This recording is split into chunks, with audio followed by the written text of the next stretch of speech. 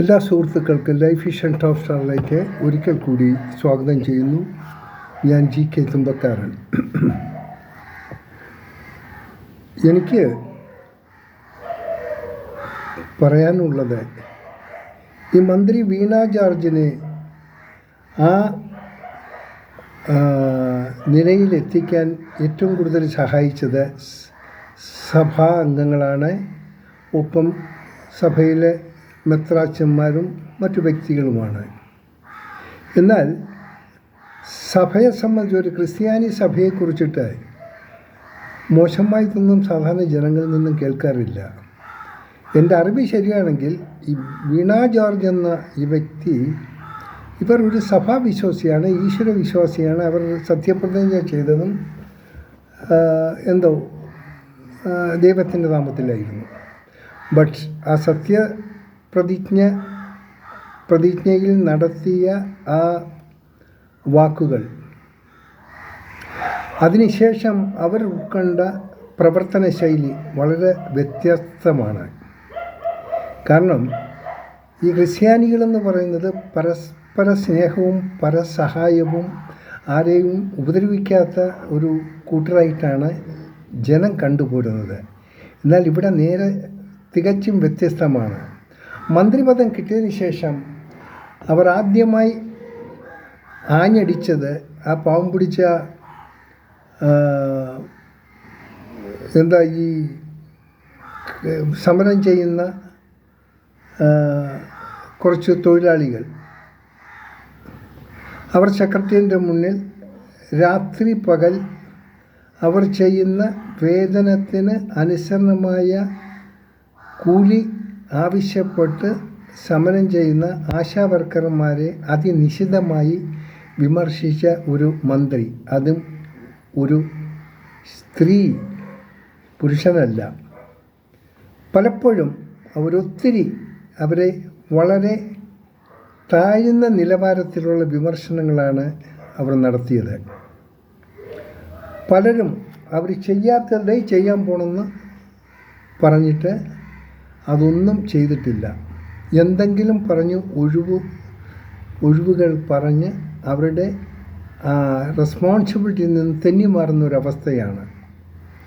ഇതിന് പ്രധാന കാരണം അവർ കരുതുന്നത് അവർക്ക് എല്ലാ സപ്പോർട്ടും ഉണ്ട്. പ്രധാനമായി അവരുടെ ഒരു ക്യാപ്റ്റൻ, അത് സത്യപ്രതിജ്ഞ ആ ചടങ്ങിൽ പറഞ്ഞിരുന്നല്ലോ, ഒരു വലിയ കപ്പലിലെ വലിയ ക്യാപ്റ്റനാണ്, ഞാനും അതിൽ യാത്ര ചെയ്താണ്. ആ ഒരു ഹുങ്ക് വെച്ചാണ് ഇന്നും ഇപ്പോൾ അവർ പ്രവർത്തനങ്ങൾ നടത്തിക്കൊണ്ടിരിക്കുന്നത്. പക്ഷേ ഇവർ വിചാരിക്കുന്നില്ല, ഇവർ നടത്തുന്നത് ഏറ്റവും കൂടുതൽ പരാജയത്തിലാണ് ഇവരുടെ പ്രഖ്യാപനങ്ങളും ഓരോ പ്രവർത്തനങ്ങളും ചെന്ന് പര്യവസാനിക്കുന്നത്. ഒരു വ്യക്തികൾ പോലും ഈ മന്ത്രിയെക്കുറിച്ച് നല്ലൊരു അഭിപ്രായം പറയുന്നത് 100% ഇവർ ഫെയിലിയറാണ്, അൾട്ടർ ഫെയിലിയറാണ്. കാരണം അവരുടെ പ്രസ്താവനകൾ, അവരുടെ പ്രവർത്തന ശൈലി, അവരെപ്പോഴും രക്ഷപ്പെടുന്നത്, ഇവർ ഉപയോഗിക്കുന്ന ഒരു പദമാണ് സിസ്റ്റം തകരാറ്. അത് സിസ്റ്റത്തിൻ്റെ ഒരു തകരാറാണ്. അതായത് മുൻപ് അവരുടെ കണ്ണൂരിൽ നിന്നും ഒരു PP വിദ്യ അവർ ചെയ്തത്, ഒരു പാവം പിടിച്ച നല്ലൊരു സത്യസന്ധനായ ഒരു ADM നവീൻ ബാബുവിനെ പരലോകത്തേക്ക് അയച്ചു. വളരെ സുന്ദരമായിട്ട് മധുര പ്രതികാരം ചെയ്തതുപോലെ അവർ ചെയ്ത കാര്യം പറഞ്ഞു, അവർ ചെയ്തു കൊടുത്തില്ല. അതിന് അവർ പ്രതികാരം തീർത്തത് വിളിക്കാത്തൊരു സദസ്സിൽ വന്ന് ഒരു കളക്ടറിൻ്റെ മൗന അനുവാദത്തോടൊപ്പം ഒരു ചാനലിലെ ആളെയും കൊണ്ടുവന്ന് അവർ പ്രസംഗിക്കുന്നതിൽ പകർത്തി, ആ ചാനൽ പകർത്തി വലിയ മണിക്കൂറുകൾക്കുള്ളിൽ തന്നെ ആ മനുഷ്യൻ സ്വയം ആത്മഹത്യ ചെയ്തെന്ന് പറയുന്നു. ഇനി അവർ കെട്ടിത്തൂക്കിയാണെന്നറിയില്ല. അതിൻ്റെ സത്യം ഇതുവരെ പുറത്തു വന്നില്ല. അത് അവിടെ PP വിദ്യയുടെ ഒരു ഇതാണ്. അത് ആ ആരോപണത്തിൽ ഇപ്പോഴും PP വിദ്യ അതൊന്നും ഒഴിവാക്കപ്പെട്ടില്ല, അത് നടക്കുകയാണ്. ഇതിൽ ഏറ്റവും കഷ്ടം തോന്നിയ, അതിലും ഉപരിയായ ഒരു സമീപനമാണ് ഇവിടെ ഈ വീണ ജോർജ് ഉപയോഗിക്കുന്ന ചില പദ്ധതികൾ. പാവം പിടിച്ചവരെ ക്രൂശിപ്പിക്കുക.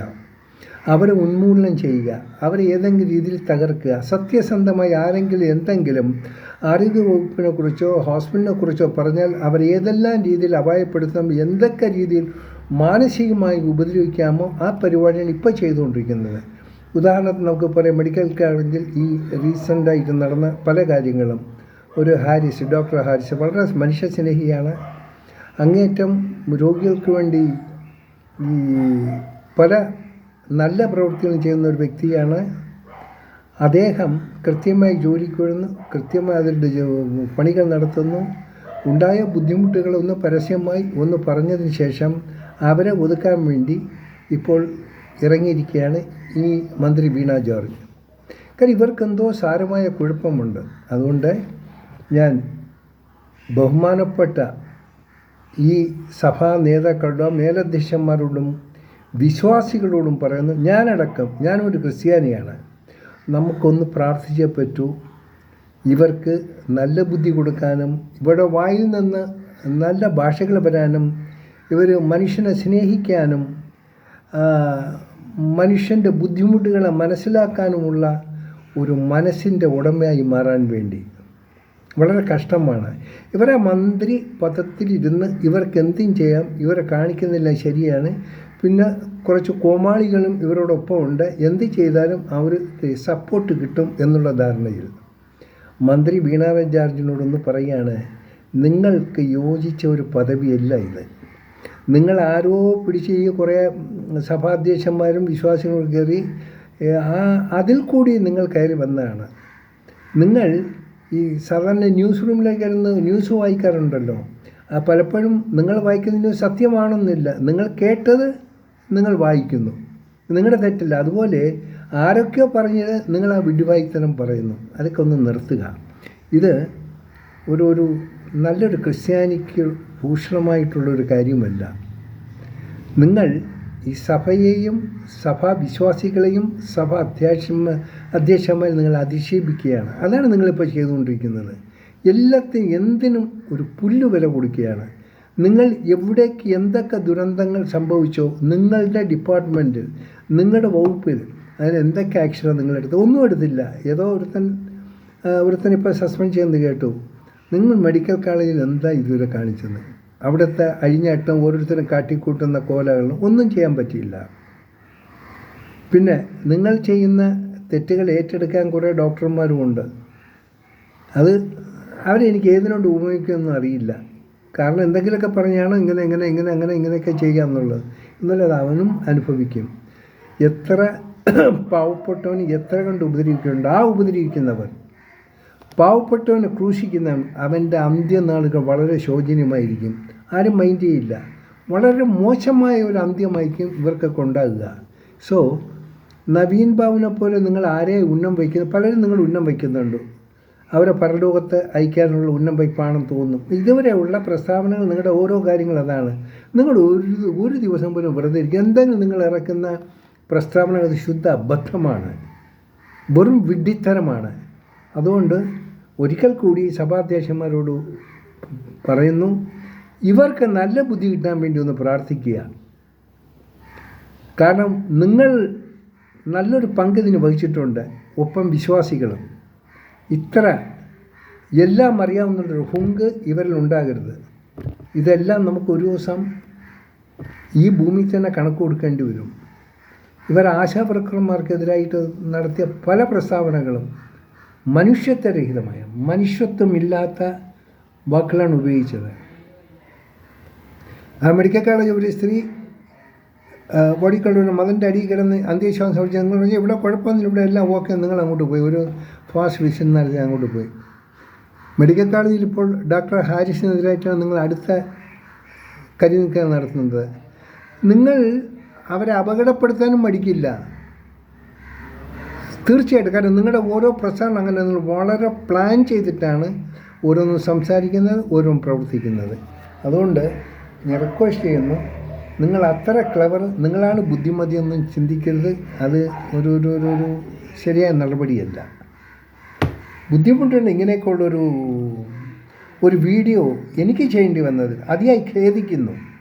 നിങ്ങൾ ഇങ്ങനെയൊന്നുള്ള അല്ല ഞങ്ങൾ പ്രതീക്ഷിച്ചത്. നേരെ വിപരീതപരമായിട്ടാണ് പ്രതീക്ഷിക്കുന്നത്.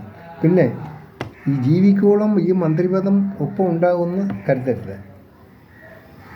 നിങ്ങൾക്കിന്ന് എല്ലാം കിട്ടും. നിങ്ങൾ പോലീസ് അറിഞ്ഞാൽ കള്ളക്കേസ് കൊടുക്കാൻ അതൊക്കെ നിങ്ങൾ അതിനൊക്കെ ബഹും ഇടിക്കുകയാണ്.